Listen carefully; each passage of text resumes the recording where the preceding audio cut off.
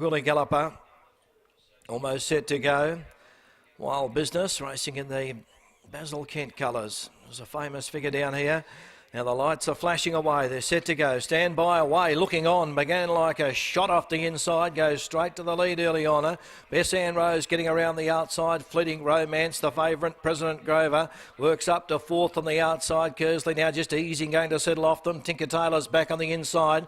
They shot away from Wild Business and Crystal Shot last of all. Inside the final 700 and looking on by a half. Bess Ann Rose. Two to Fleeting Romance, and then coming through on the inside is Tinker Taylor as they pass the 600.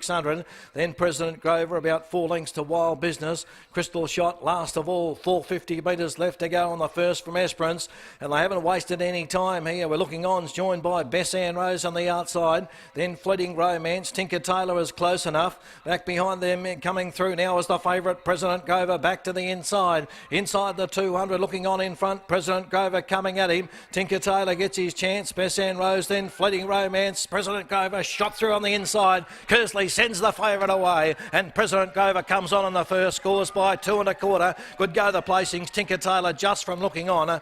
They were followed back behind them by Fleeting Romance, Bess Ann Rose, then Wild Business and Crystal Shot.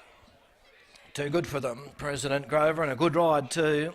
Settled out of that speed battle early on, sat back and speared through on the inside and has dashed clear and won about 2 1/2 on the line. Tinker Taylor will just get second in front of looking on.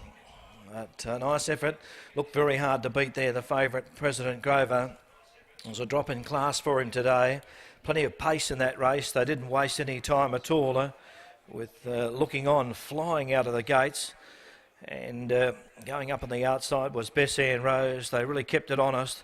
Tinker Taylor was just off them, and President Grover settled back behind those. He was about 4th and 5th for most of the race. Came through on the inside and has dashed away, won it impressively. Number 1, President Grover, 5-year-old gelding by Statue of Liberty, is owned by Mrs. SC and JK Boxer, also Mrs. AE and FJ and G Stewart, P Holt, FW and JA Stevens, RS Matthews, along with PD and SE Stevens. So congratulations all to the connections there.